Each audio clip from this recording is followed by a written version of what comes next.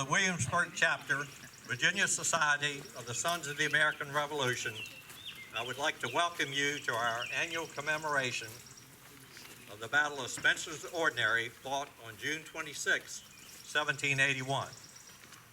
This event was recognized as an event of importance to the American Revolution when a battlefield marker dedication ceremony was held and presided over by Vassar First Vice President and later President Ed Truslow on June 26, 2015. And this is the monument there. This year, Vassar has accepted this commemoration as a state-designated event. I would like to recognize several people attending today. Jeffrey D. Thomas, President of the Virginia Society, SAR.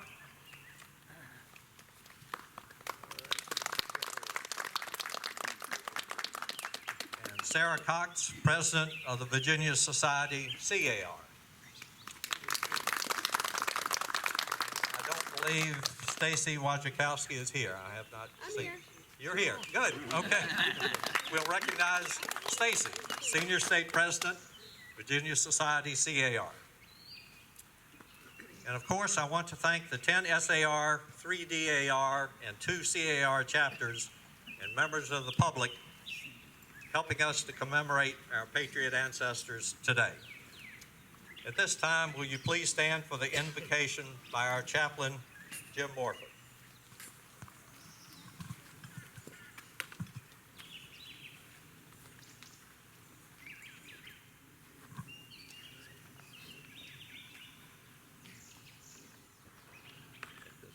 Stand with that.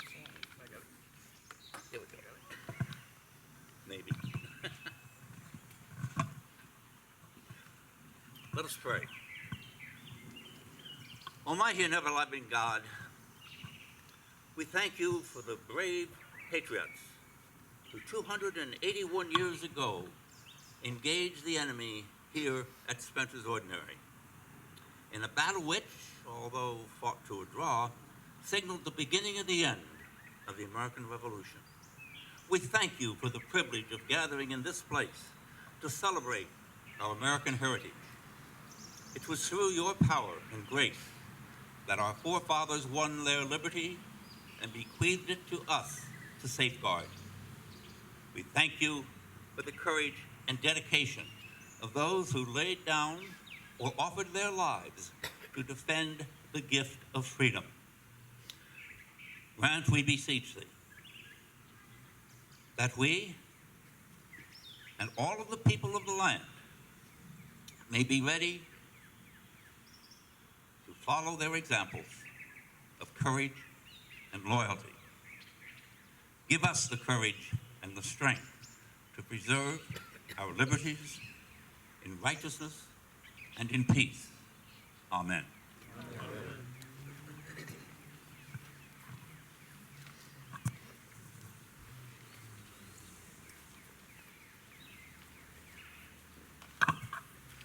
Thank you, Jim. Color Guard Commander, please advance the colors. You'll Color Guard, remain standing. Carry arms.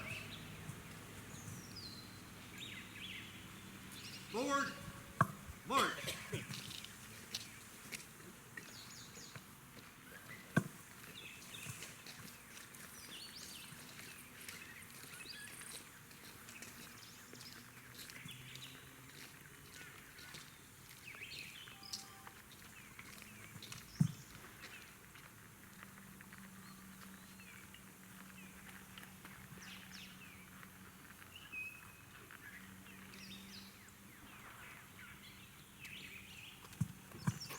Color Guard, halt. Left face. Present arms. The Pledge of Allegiance will be led by Harley Stewart, Williamsburg Chapter Public Relations Chair.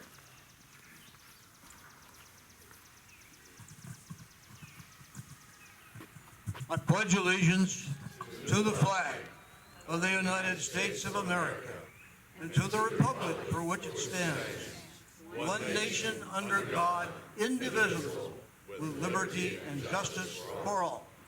Shoulder arms.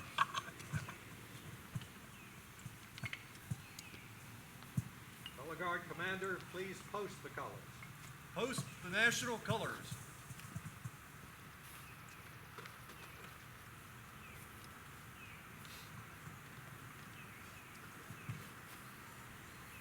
The SAR pledge will be led by Stephen McGuffin, Williamsburg Chapter Vice President. Post remaining colors. Please find the pledge on the back of your program and follow me. Thank you. We, the descendants of the heroes of the American Revolution, who by their sacrifices established the United States of America, reaffirm our faith in the principles of liberty and our constitutional republic, and solemnly pledge ourselves to defend them against every foe. Quarter arms. Thank you, Steve.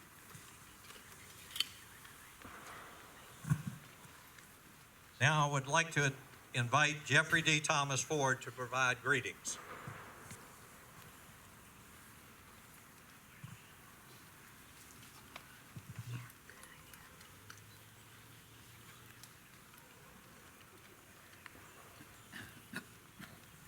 Good morning.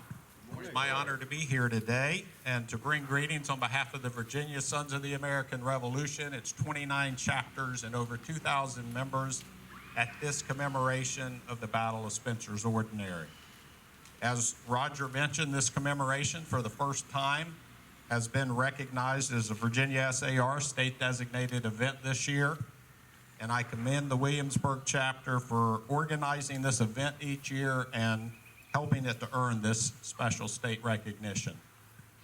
We stand here today at this battlefield marker funded by the Williamsburg chapter and the Virginia SAR, which, as President Cross said, was dedicated here in 2015 through the efforts of past Vassar President Ed Truslow. The battle, which occurred at this location in 1781, was one of the last land engagements leading up to the British surrender at Yorktown just a few months later. It is important that we remember and recognize special events like this one that were part of the Virginia campaign in 1781. I want to thank all of you for being here for this special ceremony today. We honor our patriot ancestors by remembering their contributions to the freedom that was secured at places like this, where patriot blood was spilled for the cause of liberty in our nation and in Virginia. Thank you, Jeff. Next, if Sarah Cox will come forward to provide greetings.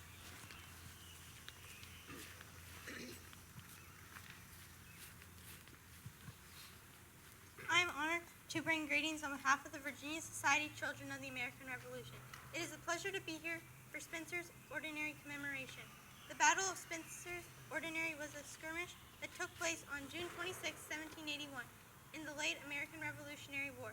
The British and the American forces clashed near a tavern, the Ordinary, at a road intersection not far from here. The battle was called off because both sides were concerned that the main army would reinforce the other side. This battle represented the beginning of the end of the Revolution. Let us always remember those who fought here and what they gave up for us, so that we may enjoy our freedoms today. Thank you. Thank you, Sarah. My remarks will be a little bit about the Battle of Spencer's Ordinary. So the background, in May 1781, Lord Charles Cornwallis arrived in Petersburg after a lengthy campaign through North and South Carolina. Cornwallis initially had 1,400 troops. When he got to Petersburg, he assumed command of another 3,600 troops that had been under the command of Turncoat Benedict Arnold. His forces were further reinforced by about 2,000 men sent from New York, giving him a total of 7,000 men. Lafayette's army numbered barely 3,000, which included a large number of inexperienced militia. With this numerical advantage, Cornwallis would detach forces to raids throughout central Virginia against economic, military, and political targets in central Virginia. Initially, all Lafayette could do was to shadow Cornwallis and avoid any significant engagements. Before we move on, talking about raids on economic targets, just before Cornwallis arrived, there was a raid on a Revolutionary War boatyard, which was in James City County on the Chickahominy River,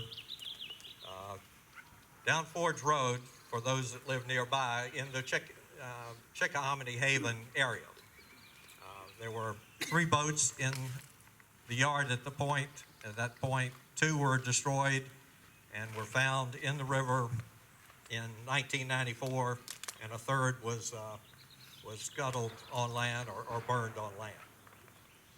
So, later in the month, Cornwallis turned back to the east, marching for Williamsburg.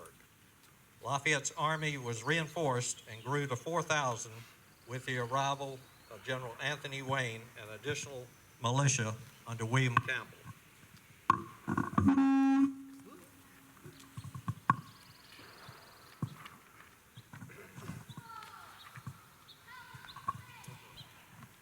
With this larger force, Lafayette became more aggressive. His advance guard, under the command of General Wayne, consisted of a combined cavalry and infantry unit from Pennsylvania under Captain William McPherson and companies of Virginia riflemen under Majors Richard Call and John Willis.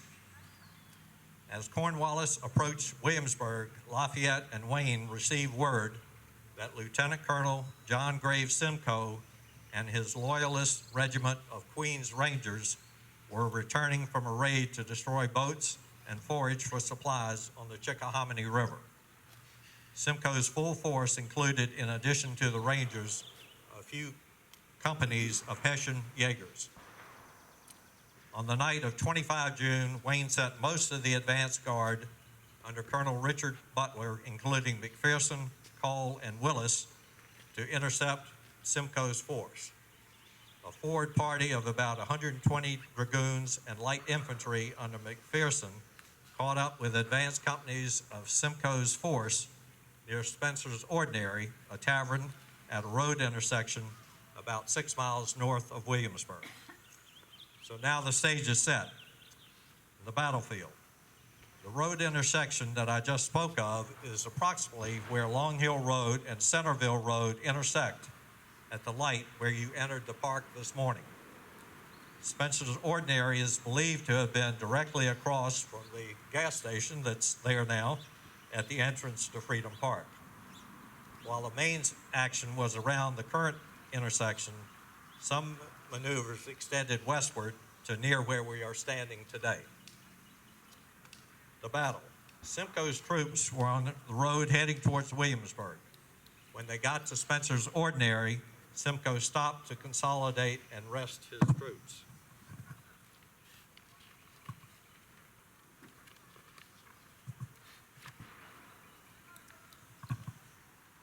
Some of Simcoe's cavalry went to a nearby farm where they encountered the Patriot forces under McPherson.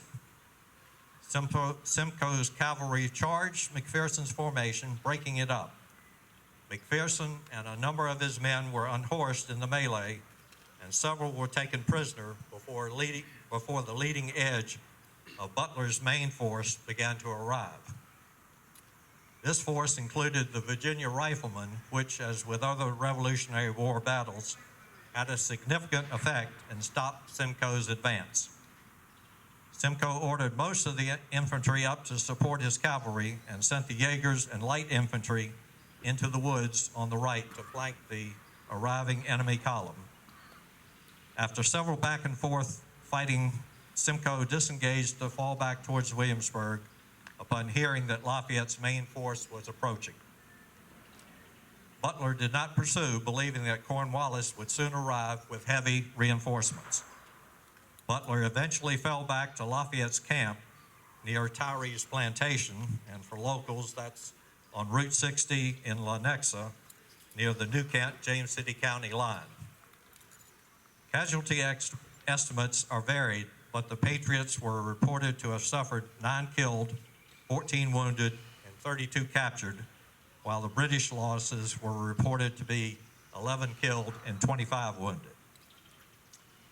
This engagement was one of several that eventually led to Yorktown approximately 4 months later, and in fact, Lafayette and Cornwallis would engage again 10 days later in the Battle of Green Springs, which is approximately 9 miles south of Freedom Park, where we are today.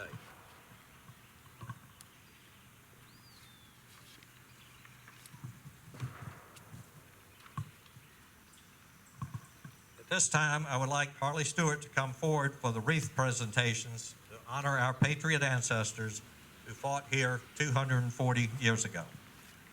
Harley?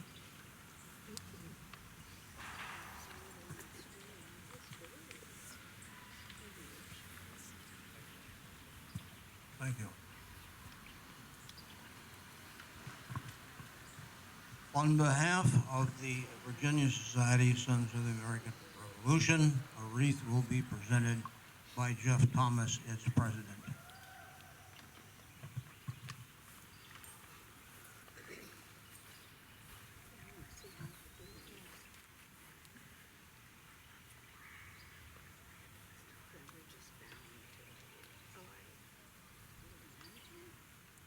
On behalf of the Virginia Society, Children of the American Revolution, Sarah Cox, President, and Stacy Wojtkowski, Senior State President.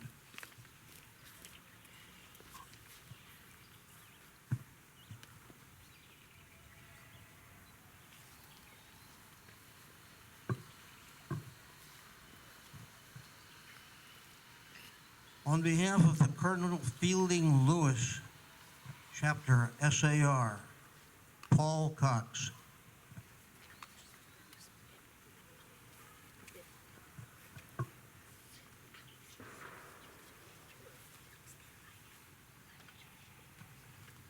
On behalf of the Colonel James Wood II, Thomas Daniel, Vice President.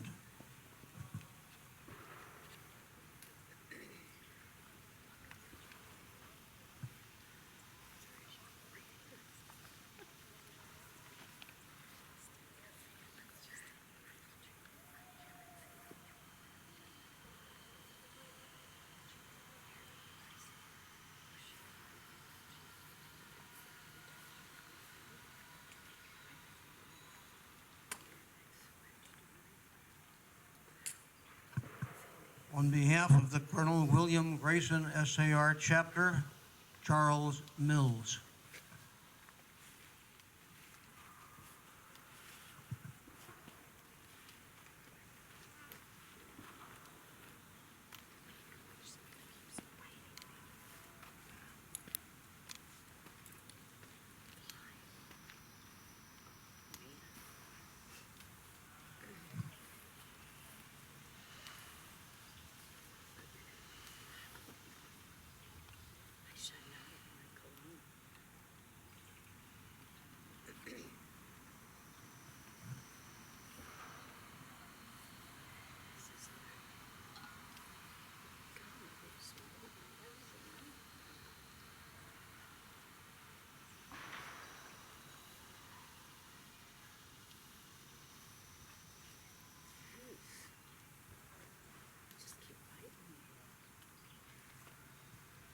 On behalf of the Culpeper Minutemen, Charles Jameson, President.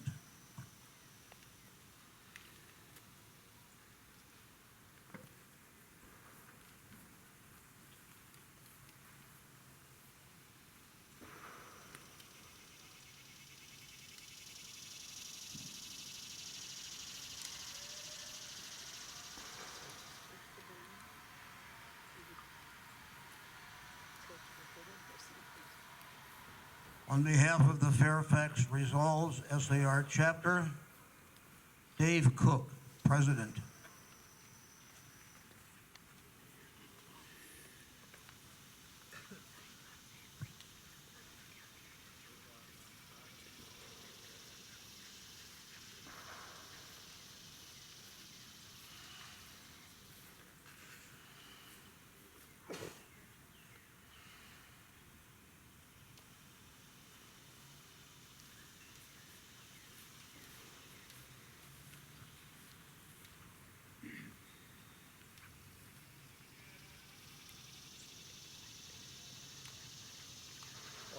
On behalf of the George Mason SAR chapter, Kenneth Morris, President.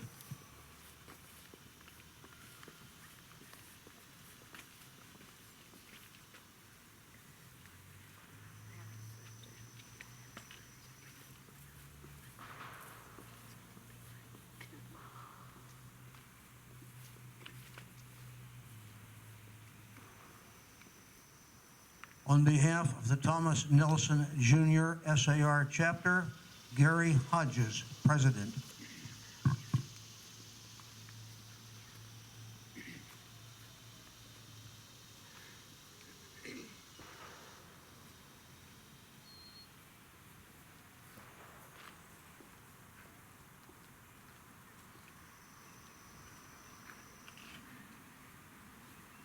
On behalf of the Williamsburg SAR chapter, Steve McGuffin, Vice President.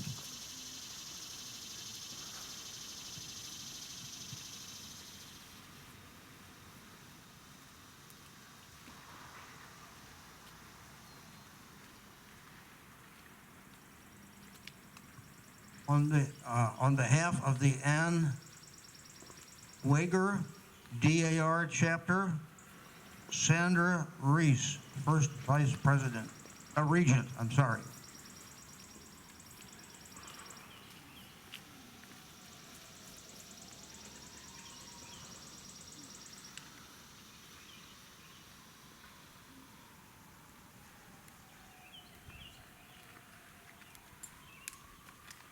On behalf of the Fauquier County Courthouse, DAR chapter, Lieutenant Colonel Kat Schwetke, Honorary Regent.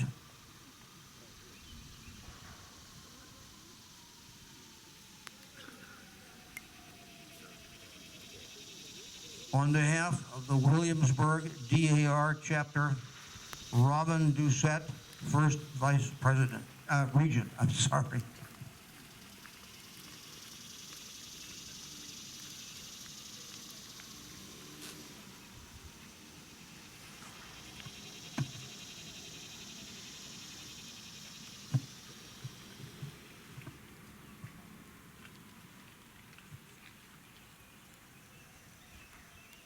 On behalf of the Colonel Alexander Spotswood CAR chapter, Anna Cox, President.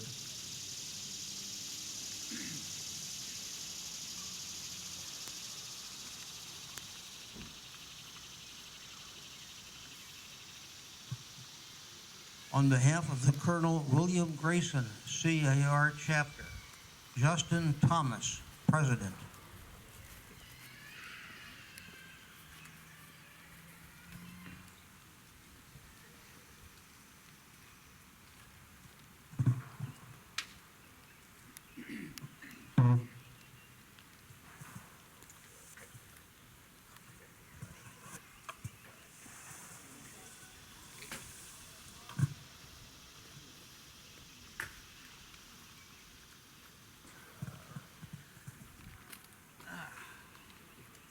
Thank you, Harley.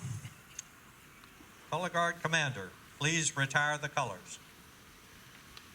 Color Guard attention.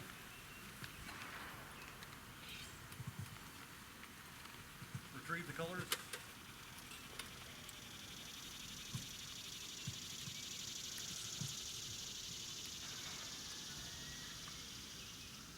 Right, face. Forward, march. Column, right.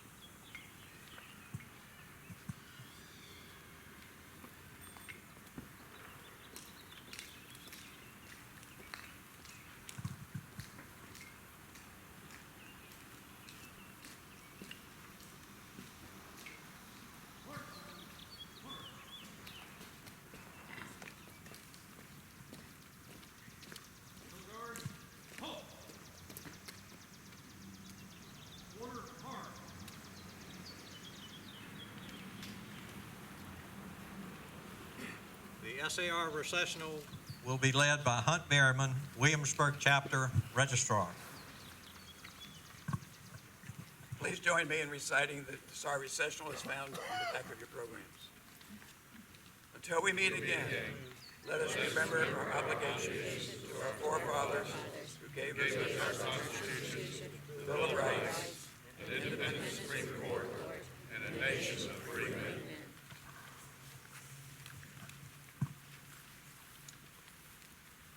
Chaplain Jim Morford will provide the benediction.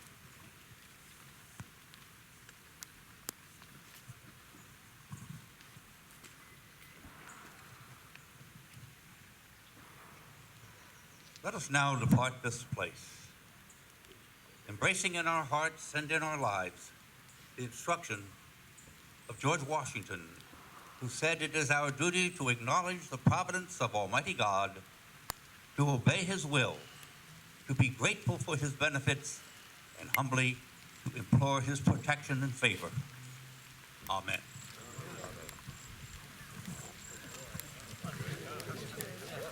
The closing remarks will be quick. The Williamsburg Chapter SAR thanks you for attending today and participating in honoring our patriots who fought on this battlefield 240 years ago in support of the eventual establishment of the United States of America. Following the event today, local historian Chris Bonin, sponsored by the James City County Recreation Department, will provide some additional details about the battle. That'll be in about 15 minutes. Chris is over here, and it'll be inside the interpretive center where we don't have to worry about rain. Thank you.